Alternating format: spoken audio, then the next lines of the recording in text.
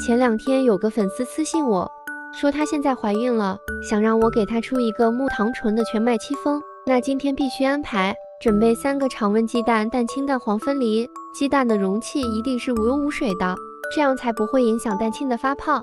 倒入70克纯牛奶，用蛋抽给它搅拌均匀。再准备一个筛网，倒入60克全麦粉，我用的这个是黑全麦粉，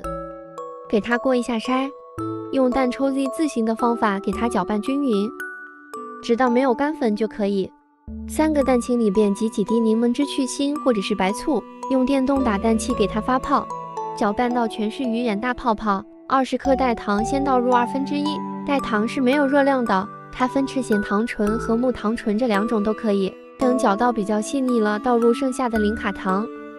继续搅，这个一定要搅拌到硬性，直到提起来打蛋器有一个不安的小尖尖就可以了。先取1/3的蛋白放入面糊内，用翻拌或者是切拌的手法给它搅拌均匀，尽量不要过度搅拌，否则蛋白就消泡了。等搅匀后再取1/3蛋白继续搅拌均匀，把搅拌好的面糊倒入剩余的蛋白中，再次搅拌均匀就可以了。取一个6寸的模具，把面糊倒入模具内，用铲子把表面稍微刮平一些，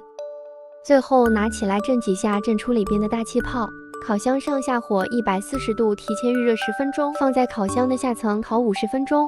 烤制的时间要根据自己家烤箱脾气做适当调整。烤好后的蛋糕表面有点开裂，属于正常现象，拿出来震出里边的空气，给它立马倒扣。